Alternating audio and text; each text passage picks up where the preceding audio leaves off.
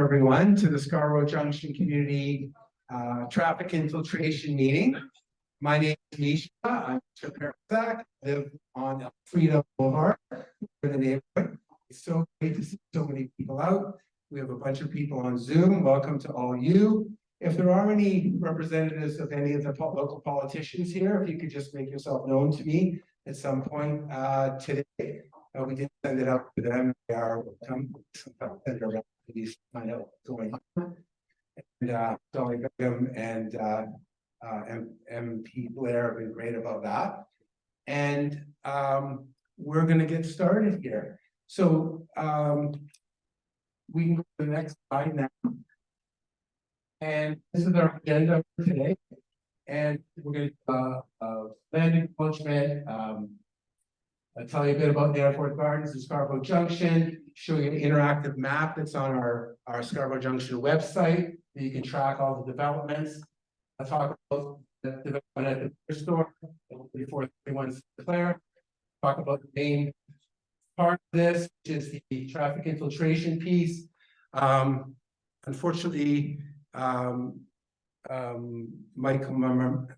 Marmario, who was a board of director member at first, became ill and he wasn't able to make it. And I've got a sheet on that at the back that I will run back and get. I've got a statement from him when we get to that piece.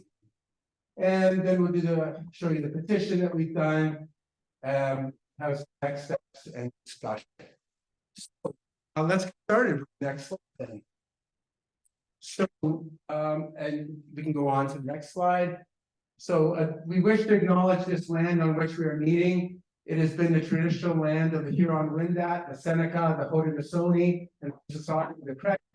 Today, this meeting place is still home to many Indigenous people, and we're grateful to have the opportunity to live and work on this land.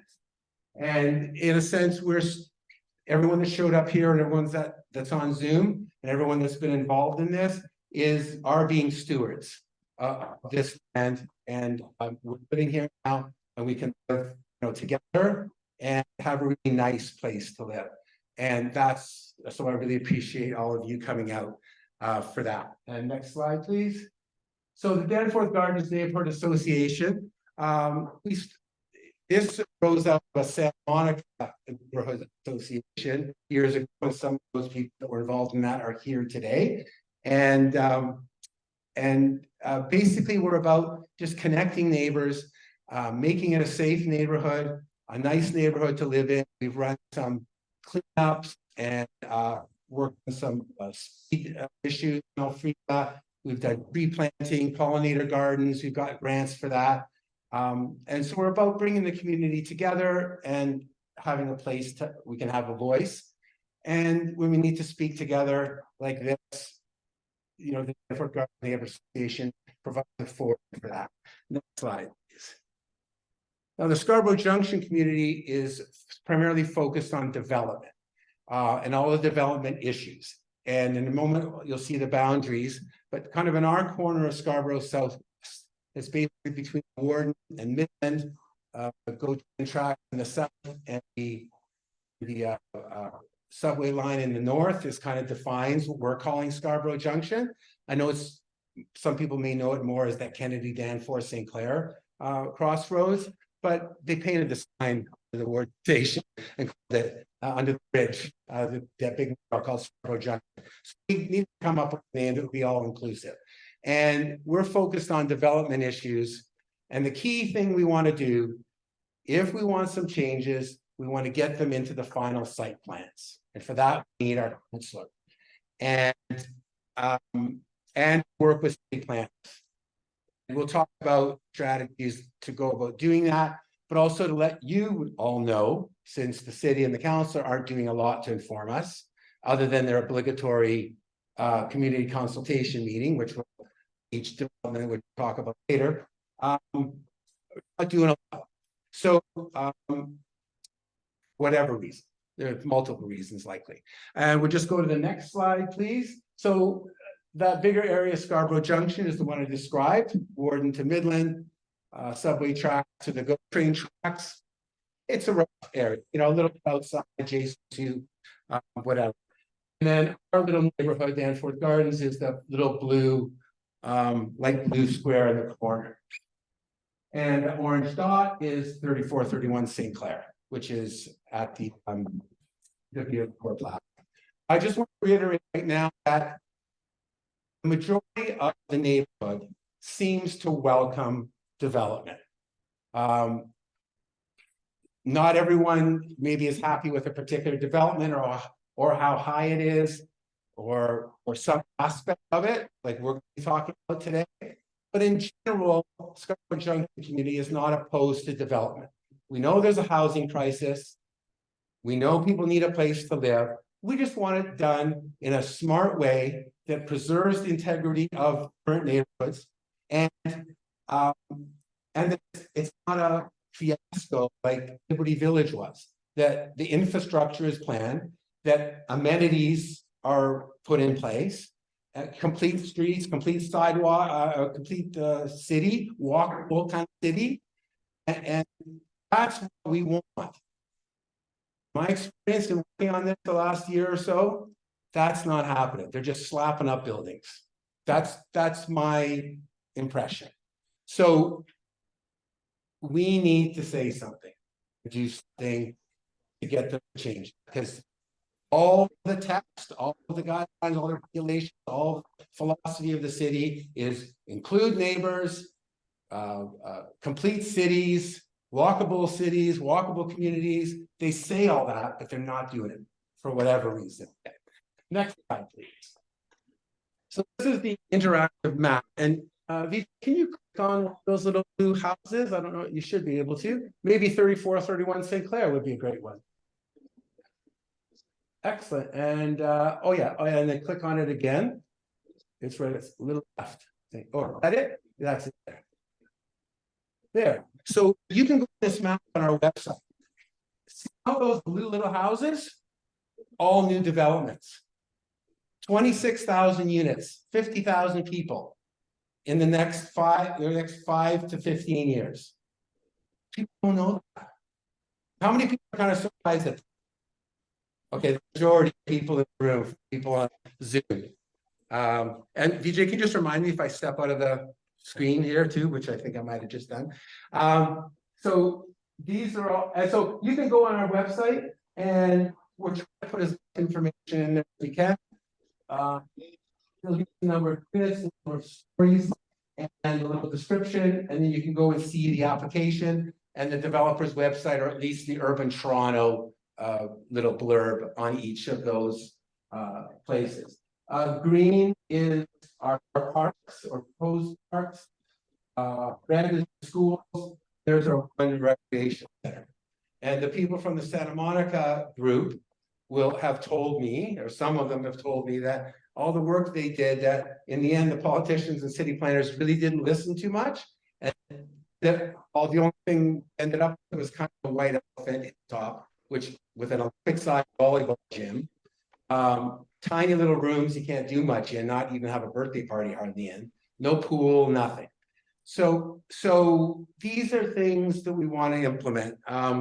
And have talked about. You'll see the two little black spots there. Sun Valley closing, Bank closing. So amenities are leaving. Okay, who is surprised about that one? Okay, all right. So we're losing stuff right now. Now, some of these places are supposed to put commercial space in, but the city doesn't control what goes in, and it does the condo, right? Whoever wants to rent it wants to rent it. So this is what's happening, and people don't know about it.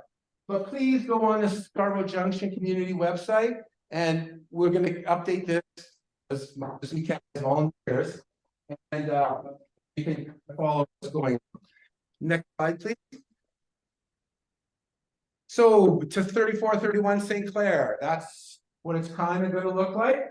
And we can go to the next slide. So that's currently, it's that little strip mall with the beer store, empty lot, and that's the plan for that building. It was to be 16 stories. The city negotiated them down to 12, which is more in line with the other buildings. You know, another interesting fact you may not know Can we just go back to the interactive slide for one second? Yeah, and if you can go to the just under the 3431 St. Clair, there's another house. It's kind of covered now. Yeah, if you can click that other one. I don't know. Yeah, I don't know if you guys knew this. Oh, that's the same one. Or anyway, right? The building just, yeah, that's going in between two of the buildings on Birchmount. Wow. On the grass. In there because I know somebody who lives in the building beside them, and it doesn't seem like there's a lot of space. There's 20 units or so. So, and then add the 10 houses that are going in where 3 were at Newlands and Birchmount as well. It all starts to add up. Next slide, please. And we go on to the next one. So traffic infiltration. So this is the site that we're talking about. Next slide, please. So the driveway you can see is essentially where the driveway is going to be for the condo or the development. And the reason they want to put it on Elfreda, they say it's too close to the corner at Birchmount. It's too busy there. I get that. They don't want to put it on St. Clair because it'll disrupt pedestrian flow. It's will be hard for the cars to get out of the parking garage without light. And again, it's kind of close to Birchmount. So I get it, put it on Elfreda. And the city traffic staff is doing this wherever they can now. It's kind of a policy. Okay, so I can't put it on Elfreda. Don't let them turn left our street, infiltrate our neighborhood, turn Elfreda and Newlands into thoroughfares when they're residential streets with kids walking to school along them and kids playing on them. The design is residential streets, they're not thoroughfares. And with all these units, can be more and more pressure on our neighborhood. So that's essentially my argument. I look to this too. I don't know if some of you see the house on the right, on your hand side picture, 67 Elfreda. The condo bought that is turning it into a little park or cat. Because they have to provide so much parkland space for their building, since their footprint is taking the whole thing, they have to find some space for a money. Park dedication, whole another issue with that money. Where does it go? So ask the councilor on that, and that it's just not clear up. So this is the issue here. So remember this picture. We're going to come up again to see a similar picture. Next slide, please. So here's what we see as the problem. The school is there in red, and the two schools are the big blocks there. And it's a major thoroughfare for pedestrian students going to both those schools from the neighborhood. Orange lines with the arrows. Those show where we feel traffic flows in our neighborhood and going to flow from this 267 car parking garage. There's 260, that's more cars than are on Elfreda, right? And the city traffic department's response is, well, we have a formula on how many cars go out per hour on each of these. They haven't shared it with me yet, or what the number is. And they said that there will be more cars going up Elfreda, but the number of cars, the increase in number of cars will not be significant. Well, what does that mean? And I believe that, and all the other pressures happening, I don't think it's viable or feasible. Again, next slide. There's lots more to the story here. So for me, sending cars up Elfreda, pick up, drop off was a good idea. Okay, I didn't make this picture up. Next slide, please. That's on a sunny day. It's got the same shot. The park all along there, come up and down. Next slide, please. Newlands and Santa Monica, right in front of our neighbor's house here. For me, it's a good idea to send 167 cars up Elfreda. They're gonna be cutting down Trinell, they're gonna be going out Santa Monica, there's gonna be pressure on all those access points to our neighborhood. Next slide, please. This isn't for the school. Right? This is just on the street from that last slide. Right? And next slide, please. This is Elfreda. This is Elfreda again from the other direction. Next slide. This is the foot traffic on Newlands and Santa Monica. Next slide, please. Again, in front of the school, there's all kinds of craziness, arguments, fights, people blocking people's driveways, threats. One of the neighbors got a hose to a parent. Apparently, a knife came out at some point, and getting involved in videotapes. Like it's a mess. It's a mess.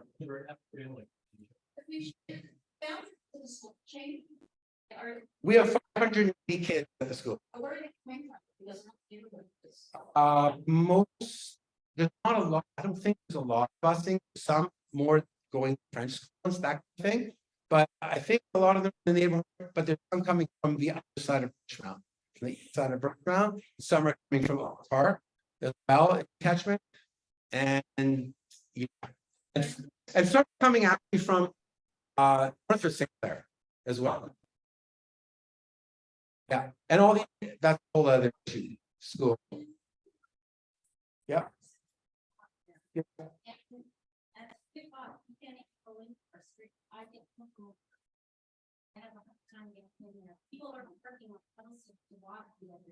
Yeah. So that's good feedback. We're talking more about that stuff at the end, and we need those stories to get the right people. So want those stories for sure. Next slide, please. And this is west, looking west on Santa Monica, I guess. So that's the house right? We're looking towards. Next slide, please. What we're asking for, there's a plan. We came up with a plan. If you guys have other thoughts or ideas, that's great. But we want a traffic light at St. Clair and Elfreda. It's already hard to get out there and make a left turn safely. We want turn restriction at the Elfreda driveway for that condo 3431 St. Clair, which is right turn only, no left turn when they come out of the driveway. We get, this is not NIMBYism. We're not against the condo. We're not against the drive Elfreda. Just make them turn right and go to St. Clair. That's it. Simple. And a car bump out at Elfreda. I'll talk about that more. So one of those little lamb chops, like a cement little island that goes a bit out to the road. So people from condo can turn left, they have to go right. So have a sign, little sign, as well as a physical barrier. Next slide, please. So let's talk about the traffic light at St. Clair and Elfreda. Next slide, please. So this is what we're proposing. And the existing traffic light at St. Clair and Birchmount, DC, and then the requested one. It's 150 meters from Birchmount to St. Clair. Remember that number because it's important. Next slide, please. So I threw this slide in at the last minute. Not only would that traffic light help people their vehicles out of Elfreda, but it's also like a direct walk across pedestrians and all the people in this condo to get up to St. Clair Ravine, walk to Warden Hilltop without having to go this convoluted route to try and walk the hilltop. It's a bit of an adventure. So this would kind of a direct route, especially to get the rail trail going, to connect to Warden Hilltop, get the subway station, Warden Ravine, whatever. Next slide. So this is the house that they bought to put the park at, and people turning left there with kids playing there, probably not the greatest idea, especially if there's a park with kids playing there. Need more traffic on the side. Next slide. So don't tell me, traffic department, that you can't put stop lights 150 meters apart. It's done all over the city. This is just up the road at Kennedy. The stop lights 125 meters apart. Next slide, please. Pond Christie, they put a stoplight up just for the condo driveway, no intersection there. And it's 145 meters from the next intersection. Don't tell me you can't do it. Okay, you put a light up at Santa Monica, the council put that through. Got, you know, the Scarborough councilors on side, a council to vote for it. They tend to do that. If the councilor wants to do that, the councilor could do that. No problem.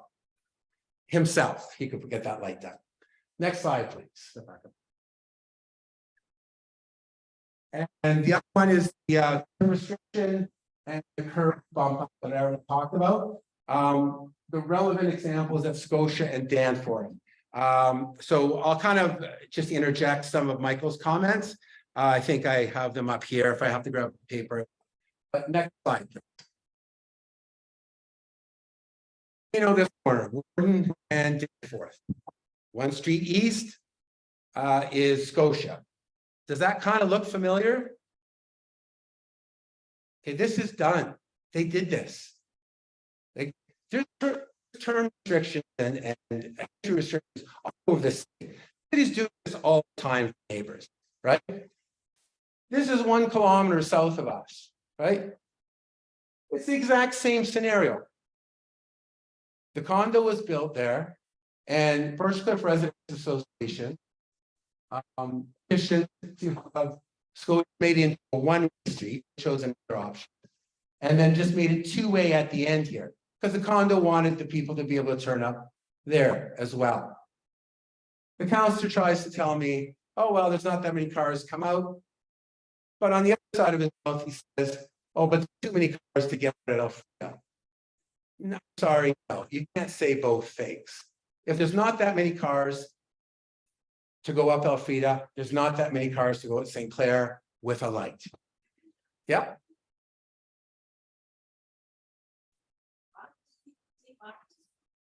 Yep.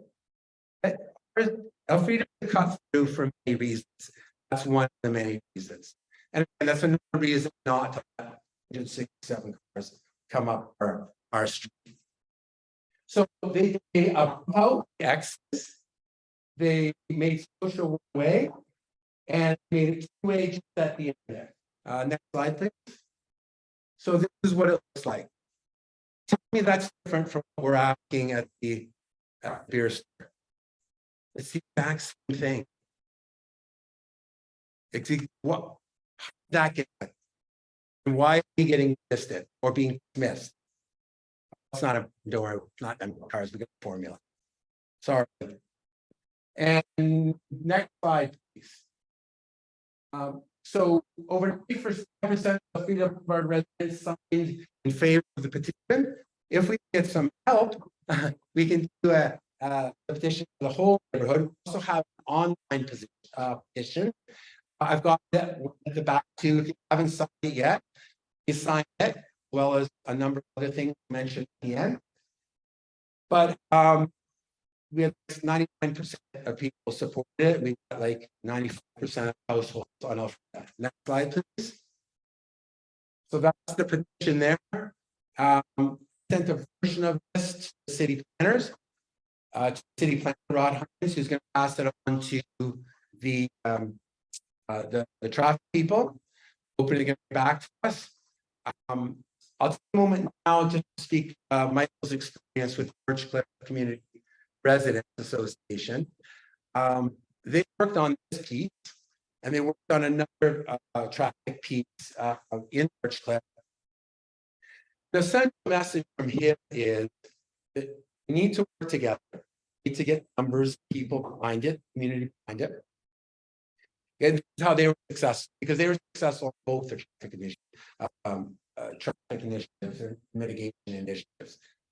And they ended up working with the city planners and the city traffic people, counselor, who Michael indicated was ambivalent about the project, but once there was broad community support that he brought on board, and they ended up going to the Ontario Land Tribunal, known as OLT. It's the new version of the where did you just go?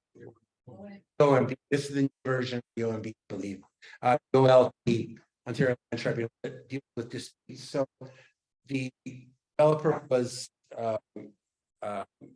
questioning some of the city decisions and wanted to appeal up, given to the OLT, and then I believe incorporated, which is a big deal, but it's a deal.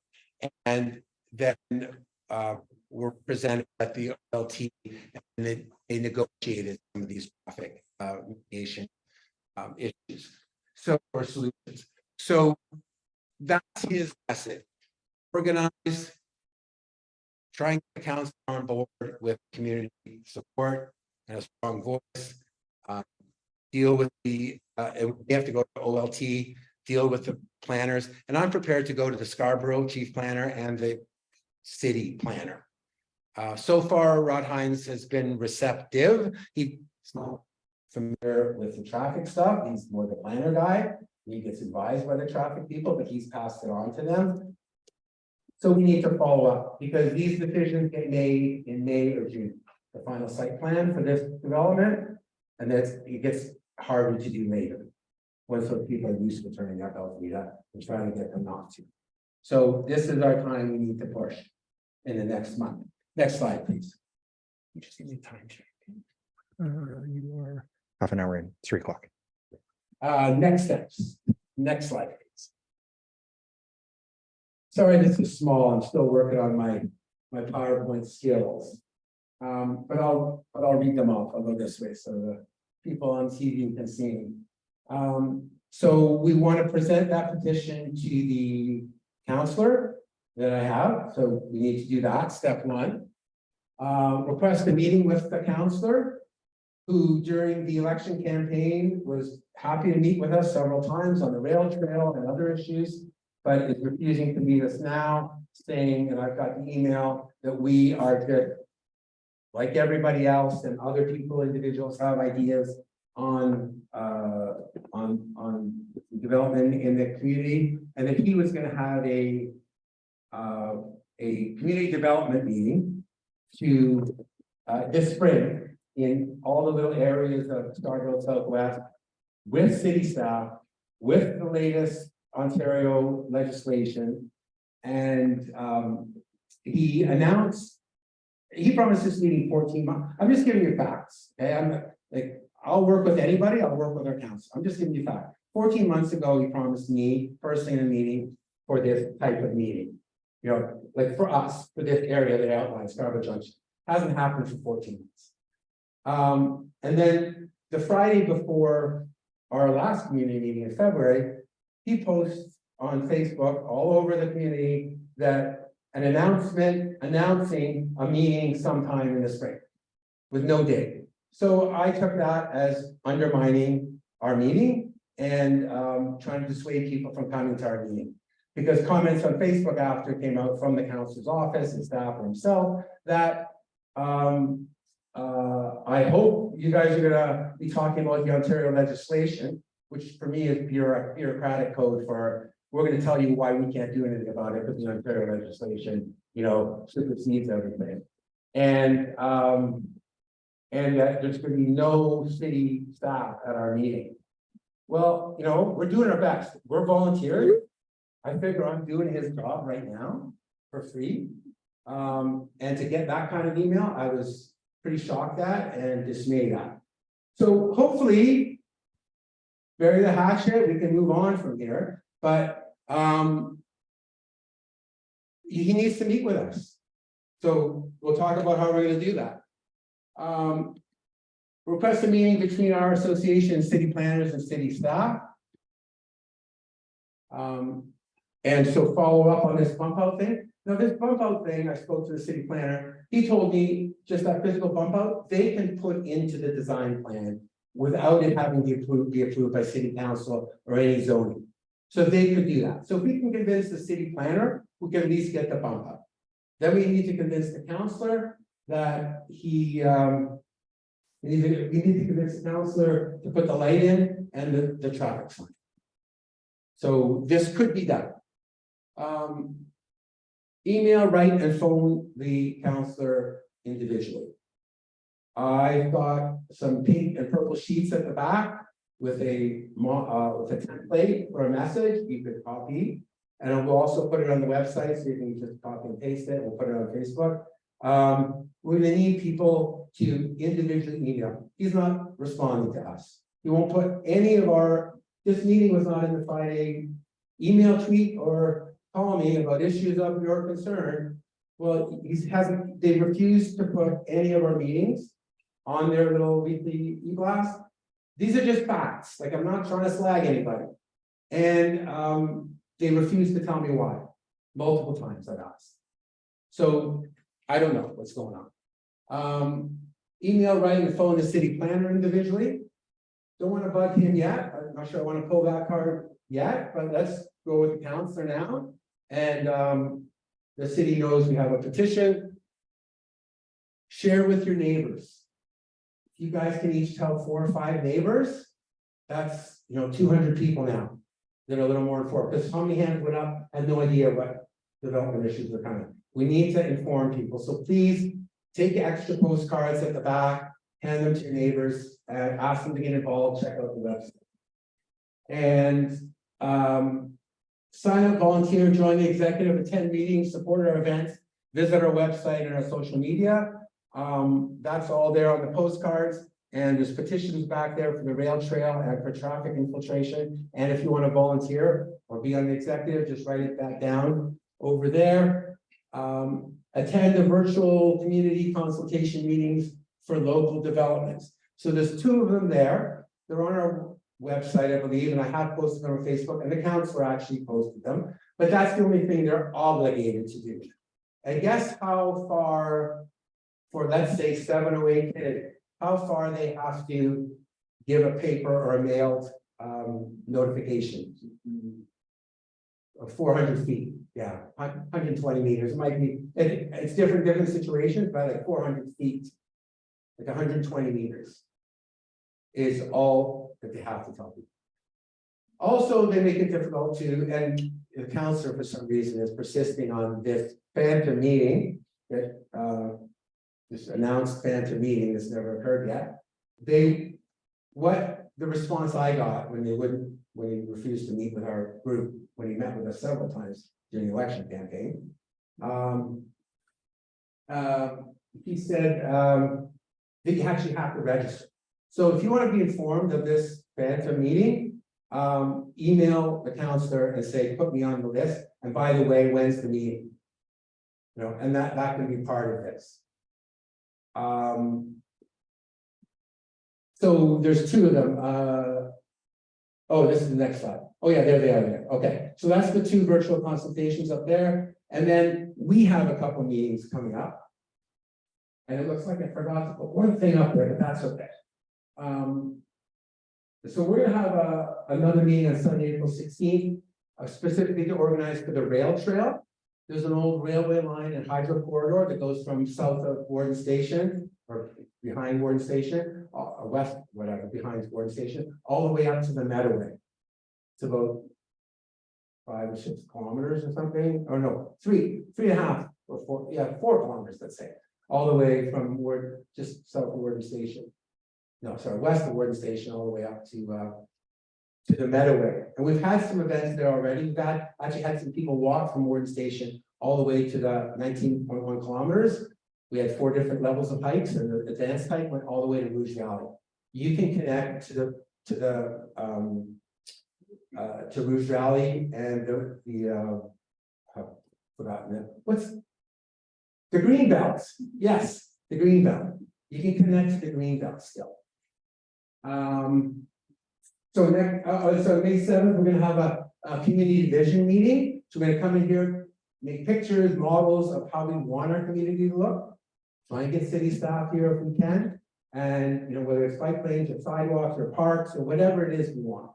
But have the community work on that, and other communities are doing this. Kingston and Danforth both have organizations that we've connected with. Next slide, that are working on stuff like this. So part of that community vision thing, why are we doing all this, right? I'm kind of moving out of the traffic infiltration for a moment, but people were really excited in the neighborhood when we got this French bakery up at 670 Birchmount, the La Bastille Boulangerie Patisserie, right? And we got Tim Hortons right here too. And people were really excited about that. So I thought, well, why don't we get that for some desserts here? Because this is really, people are excited about this, right? They want to be able to walk or bike to a French bakery or their dentist or their bank or the grocery store. That's not going to happen. We're going to have another Liberty Village here. And add on, and just have a look at what's going to happen on Eglinton, the models there, and just south of us. This whole section from the lake up is going to have thousands of people, tens of thousands, hundreds of thousands of people move in the next 15 or 20 years. And this is our opportunity to not be Liberty Villageized, right? And we know all the problems that happen there, and the King streetcar and no amenities and everything else. That will happen here, because that's all they're working on. They're not working. No one's talking to us about fixing the rec center or making parks. We haven't asked for all that, and we're just kind of being dismissed. And the city workers are out there, but they're fixing water mains, improving sewers in this area, like so they're doing everything. The councillor is maintains he can't interfere with city staff. Well, he's passing motions and zoning stuff all the time. Not one thing for us. Not one thing for the residents. I'm sorry. Like tell. Can I just speak to that? I think this is the bigger issue, is that Paul Crawford doesn't represent us. You know, in his Gary Crawford, sorry, doesn't represent us, right? We Not yet. Representation in 2016, right? When we amalgamated, when whatever, and you know, he's treasurer for the city. He does not have our best interest, and I think that's the biggest problem right here, is that he has a conflict of interest. And how do we get that addressed? Because you could be doing all these things, and until we address that elephant in the room, nothing is going to happen for us. Right. And Well, it's yeah. not want to meet us. Like I said, I'm happy to work with anyone, even now. So yes, we can discuss that in a moment. Yeah. So here's this rail trip. This is one of the walks we did. Wouldn't it be nice to walk or bike from Warden Hilltop or from the subway station, take a 20-minute or 30-minute walk or a 10-minute bike ride up to Birchmount, cut down, go to the French pastry shop, have an espresso and a croissant, and then ride or walk back. That would not be nice. It would be amazing. So this is why we're asking. We just want a better place to live, and we just want more balance and some attention to our needs in the community, not just slapping up buildings. And I get there's pressure to build buildings and for housing for people. It's very sympathetic to that. I'm not against people. I welcome people into our neighborhood. But let's have a nice place for them to live and for us to live. And we just need the support of our local politicians and city staff to help do that. And we just need to remind them that we're here and we're part of their job too. Next slide, questions and discussions. Is there one more slide after that, or what do we got? Oh, that's that one. Okay, let's stick on to questions and discussion. All right, so we could we turn that if someone wants to ask a question or make a comment? Sure. And I'll give the mic just so people on the Zoom can hear you, or I can just repeat your question. But does anyone have a question or a comment? Well, the traffic light in Elfreda, that may be take a while to have it approved. Because remember that the traffic light in Santa Monica, it took them more than 15 years to have that traffic light. So our councilor Arpevelo, we suggested that, not until Brenda DDP was the councilor, it was done toward the second term of her term. Yeah, I can't speak to that directly on why it took so long, but if there's broad community support, they can get that done in a year or two. They could easily get it done by the time the condo gets up, I think. Yeah, the only reason it takes so long is because the councilors are busy, maybe there wasn't enough support for it. And always when there's a project, there's people for and against. Politicians are consummate, fence sitters, right? Because, if I make this decision, I'm gonna anger this half of the people. If I make that decision, I'm gonna anger that half of the people. So we need to make it clear to our counselor that, we're important, we have a voice, and this is what we want. They could get a traffic light up there in the next 3 years for sure, by the time that building is built, I think.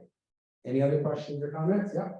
My question is, if they're planning on building, Oh, why don't you go on? if they're planning on building that one, apartments, then where are the kids gonna go to school? Danforth Gardens gonna take these kids. that's right. Well, I've got the answer to that because we did have a community meeting last summer. And we then trustee Parthy Candival speak to that point. Answer is simple. Busing and portables. Because St. Joseph's can't take them either, like either schools cannot take these kids. That's a whole other issue, and that's why we need a broader community meeting. And if the counselor can come through, they wrote to me that they were gonna have it in April. Well, April's not too far away now. With city planners and all the Ontario legislation stuff. So I'm still waiting for this phantom meeting. And we're not addressing that today, but yes, my kid goes to school here too. The trustee at the time told us that all the schools around here are 97 to 103% full. Like all the schools, not just these two that are close by. Any other questions or comments?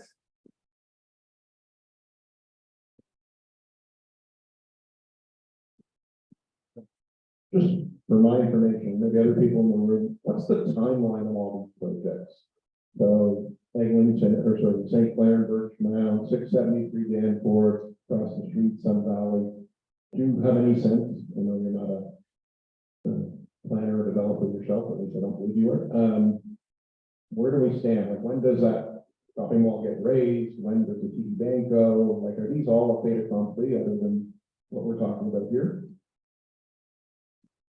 Great question.